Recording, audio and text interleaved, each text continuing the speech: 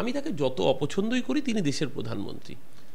মোদিজির বক্তৃতা বলুন, মোদিজির অ্যাটিচিউড বলুন, নিশ্চিতভাবে কিছু মানুষকে তো তিনি আকর্ষণ করেন, তার জন্য বিজেপি কিছু ভোট পায়, এটা তো অস্বীকার করে লাভ নেই।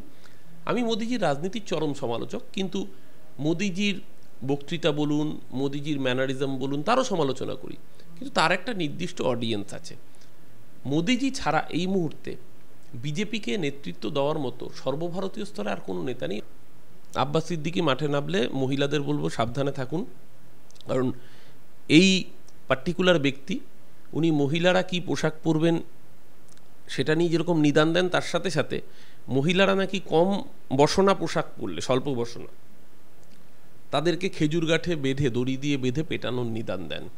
মমতা বন্দ্যোপাধ্যায়ের সুযোগ্য উত্তরসূরি অভিষেক বন্দ্যোপাধ্যায়, তিনিও তারুণ্যের প্রতিনিধি, তিনিও চান যে তরুণ প্রজন্ম আরও বেশি করে রাজনীতিমুখী হোক। কারণ স্বাভাবিকভাবে তৃণমূল কংগ্রেস তারুণ্যকে তো বরাবরই অগ্রাধিকার দিয়েছে, এটা তো নতুন কিছু নেই। যতদিন মমতা ব্যানার্জি, অভিষেক ব্যানার্জি থাকবে, এই রাজ্যের বুকে এইসব অসভ্যতামি বরদাস্ত হবে না। মিশন রাষ্ট্রপতি শাসন যদি হিম্মত থাকে জারি করে দেখাক, যদি দম থাকে জারি করে দেখাক। বাংলার মানুষ ৭৭টা দিয়েছিল গতবার, কমতে কমতে 60-এ দাঁড়িয়েছে, পরের বার 7খানা পাবে না যদি রাষ্ট্রপতি শাসন জারি হয়, 7 পেরোবে না। নমস্কার, ওঙ্কার বাংলায় আপনাদের স্বাগত। আমি আপনাদের সঙ্গে বিশ্বজিৎ, আর এই মুহূর্তে আমার সঙ্গে রয়েছেন তৃণমূল কাউন্সিলর এবং মুখপাত্র অরূপ চক্রবর্তী। দাদা, আপনার ওঙ্কারের স্বাগত। নমস্কার। রাজনৈতিক অতৃপ্ত প্রেতাত্মা এই বিকাশ, অভিজিৎ, শামীম, শুভেন্দু, এদের রাজনীতির বেসিকটা দাঁড়িয়ে আছে মামলা করে, নিয়োগ ঘেটে দিয়ে, মানুষের চোখের জল ফেলে সেই কাক চিল শকুনরা উল্লাস করবে বলে। এই পলিটিক্যালি কাক, পলিটিক্যাল চিল, পলিটিক্যাল শকুনদের জন্য বাংলার মানুষ 2026-এ আবার জবাব দেবে। এত ষড়যন্ত্র, এত অপপ্রচার করেও কালকের পরীক্ষায় কোনো খুঁত খুঁজে বের করতে পারেনি। কপাল চাপড়াচ্ছে এখন, ওদের কপাল চাপড়াক। বাংলার যারা যোগ্য শিক্ষক তারা যেন চাকরি পায়, আমরা ঈশ্বরের কাছে সেই কামনা করছি। ভিন রাজ্য থেকে প্রচুর পরীক্ষা বোঝাই যাচ্ছে, যারা বলেছিল বাঙ্গালে চাকরি নেই, বাংলার যুবক চলে যাচ্ছে অন্য রাজ্যে, তোমার ডবল ইঞ্জিনের সরকার, সেখান থেকে এলো কেন বাবা? যোগী এমন উন্নয়ন করেছে, সেখান থেকে 31,000 লোক এসছে 3 লাখের মধ্যে শুধু অন্য রাজ্য থেকে, তার মধ্যে অধিকাংশ ডাবল ইঞ্জিনের রাজ্য। শুধু উত্তরপ্রদেশ থেকে এসছে তার মধ্যে ম্যাক্সিমামটা। তো ডাবল ইঞ্জিনের সরকারের ডাবল চাকরি কোথায় গেল?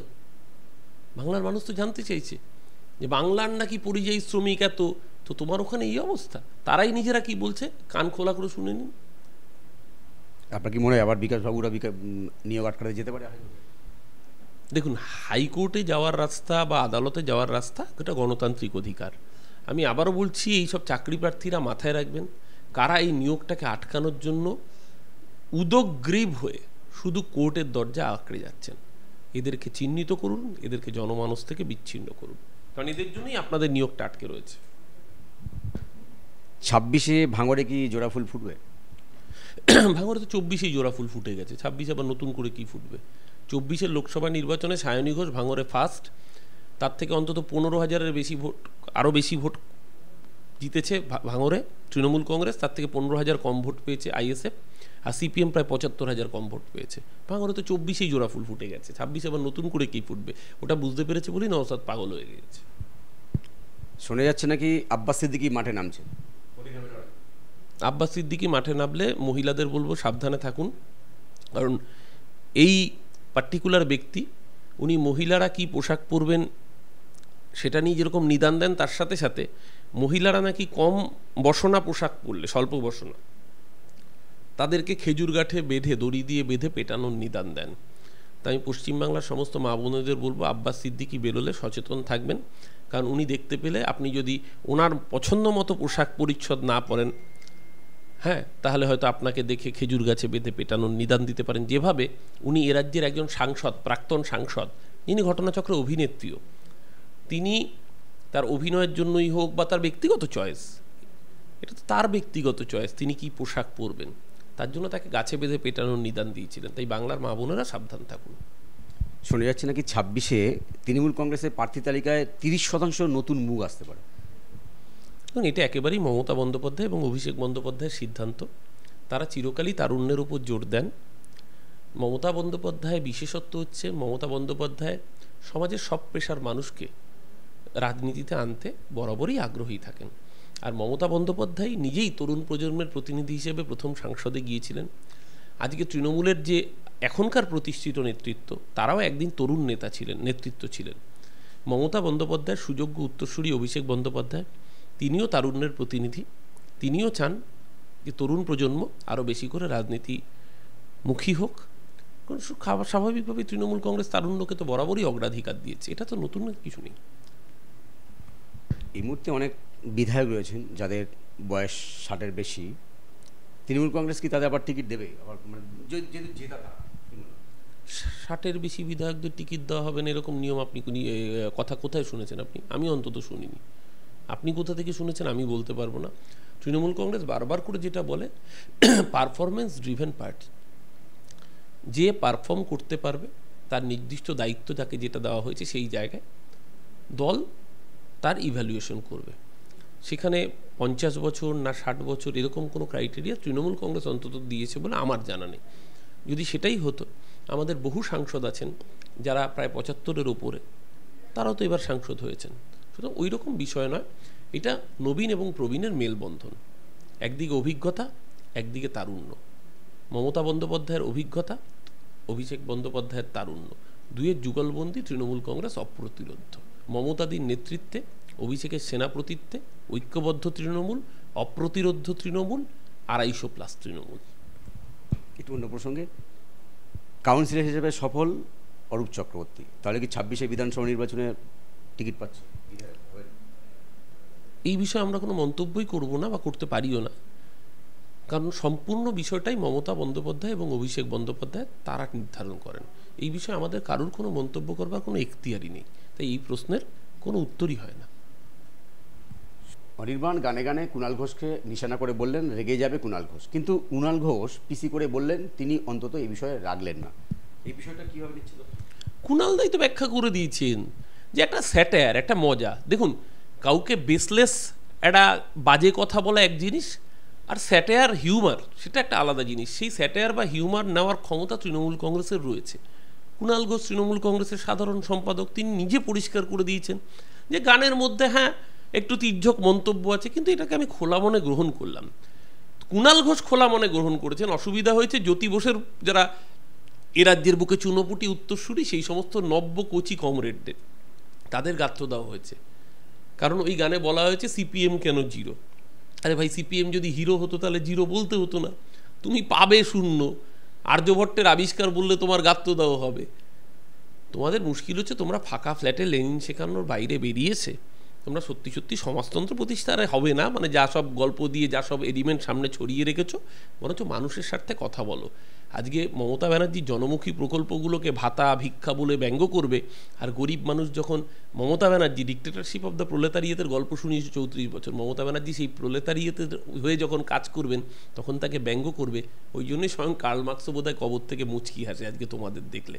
আজকে জ্যোতিবাবুর সেই ছানাপোনারা নব্য কুচি কমরেড, ওই জন্য তাদের গাত্র দেওয়া হবে। ওদের যত জ্বলবে আমাদের তত আরও বেশি ভালো চলবে। রাজ্যে কি ডিটেনশন কাম হবে? যতদিন মমতা ব্যানার্জি অভিষেক ব্যানার্জি থাকবে এই রাজ্যের বুকে এইসব অসভ্যতামি বরদাস্ত হবে না। কিন্তু কেন্দ্র স্বরাষ্ট্র দপ্তর নোটিশ দিই, স্বরাষ্ট্র দপ্তর নোটিশ দেবে, সেই নোটিশ এই রাজ্যের বুকে মান্যতা পাবে না। এই সরকার এনআরসি মানবে না। কিন্তু তাতে যদি নির্বাচন কমিশন বড় পদক্ষেপ, নির্বাচন কমিশন রাষ্ট্রপতি শাসন যদি হিম্মত থাকে জারি করে দেখাক, যদি দম থাকে জারি করে দেখাক। বাংলার মানুষ 77টা দিয়েছিল গতবার, কমতে কমতে 60-এ দাঁড়িয়েছে। পরের বার 7খানা পাবে না যদি রাষ্ট্রপতি শাসন জারি হয়, 7 পেরোবে না। শুভেন্দু বলছে এসআইআর করে বিজেপি ক্ষমতা আসবে বাংলায়। স্বাভাবিক, কারণ ভোট চুরি না করলে তো মহারাষ্ট্র ক্ষমতায় আসতো না, ভোট চুরি না করলে নরেন্দ্র মোদী বেনারসে জিততো না, আজ তো প্রমাণিত। ভোট চুরি না করলে বেঙ্গালুরু লোকসভা জিততো না, ভোট চুরি না করলে হরিয়ানা জিততো না। তাই জন্য শুভেন্দু জানে ভোট চুরি করলে তবে বাংলায় যদি ক্ষমতায় আসা যায়, মানুষের ভোটে তো আসবে না। তাই জন্য নির্বাচন কমিশন ভোট চুরি করতে হচ্ছে, আর গোটা দেশের পার্লামেন্টে আওয়াজ উঠছে ভোট চোর গদি চোর। একদম শেষ 26-এ বাম কংগ্রেস আইএসএফ যদি সেই আবার সংযুক্ত মোর্চা ফিরে আসে, তৃণমূলের অসুবিধা হবে? যাহাই বাম তাহাই রাম, তাহাই কংগ্রেস তাহাই আইএসএফ। এ রাজ্যের বুকে মা বিরোধী মাও, মাকু, কংগ্রেস, বিজেপি, বাম, রাম, ফুটকি সহ ফুটকি ছাড়া সব এক। উল্টো দিকে বাংলার মানুষ একজনকেই দেখে, তার নাম মমতা বন্দ্যোপাধ্যায়। মমতাদির ছবি, অভিষেক বন্দ্যোপাধ্যায়ের সংগঠন, অপ্রতিরোধ্য তৃণমূল, 250+ তৃণমূল। নরেন্দ্র মোদীর বয়সের অবসর নিয়ে একটা জল্পনা উঠছিল, আপনার কি মনে হয়? অভিষেক বন্দ্যোপাধ্যায় একবার বলেছিলেন যে নরেন্দ্র মোদীকে বয়সের ছাড় দেওয়া উচিত, এবং সেই সময় তৃণমূল কংগ্রেসের বয়সে নিয়ে একটা কথা উঠছিল। আপনার কি মনে হয় রাজনীতিতে কোনো বয়স থাকা উচিত? না, একটা বয়সের পর তো মানুষের কর্মক্ষমতা কমেই, এটা তো খুব বেসিক জীবনের বাস্তব ধর্ম। এবং এটা আমরাও বলছি না, তার আগে এটা বিজেপি রুলটা সেট করেছে। লালকৃষ্ণ আদবানিকে প্রধানমন্ত্রী হতে দেয়নি বিজেপি। 75 বছর হয়ে গেছে, এই অজুহাত দেখিয়ে আদবানিজিকে মার্গদর্শক মণ্ডলীতে তো মোদিজি ঠেলে পাঠিয়েছিলেন। তাহলে যেই নিয়ম মোদিজি তৈরি করেছেন সেই নিয়ম এখন মোদিজি নিজে মানেন কিনা, সেই দিকে নিশ্চয়ই ভারতের মানুষ তাকেই থাকবে। তবে হ্যাঁ, মোদিজির জন্য আমি তাকে যত অপছন্দই করি, তিনি দেশের প্রধানমন্ত্রী। মোদিজির বক্তৃতা বলুন, মোদিজির অ্যাটিচিউড বলুন, নিশ্চিতভাবে কিছু মানুষকে তো তিনি আকর্ষণ করেন, তার জন্য বিজেপি কিছু ভোট পায়, এটা তো অস্বীকার করে লাভ নেই। আমি মোদিজির রাজনীতির চরম সমালোচক, কিন্তু মোদিজির বক্তৃতা বলুন, মোদিজির ম্যানারিজম বলুন, তারও সমালোচনা করি, কিন্তু তার একটা নির্দিষ্ট অডিয়েন্স আছে। মোদিজি ছাড়া এই মুহূর্তে বিজেপিকে নেতৃত্ব দেওয়ার মতো সর্বভারতীয় স্তরে আর কোনো নেতা নেই। অমিত শাহ নিজেই জানিয়েছেন তার শরীর পারমিট করছে না।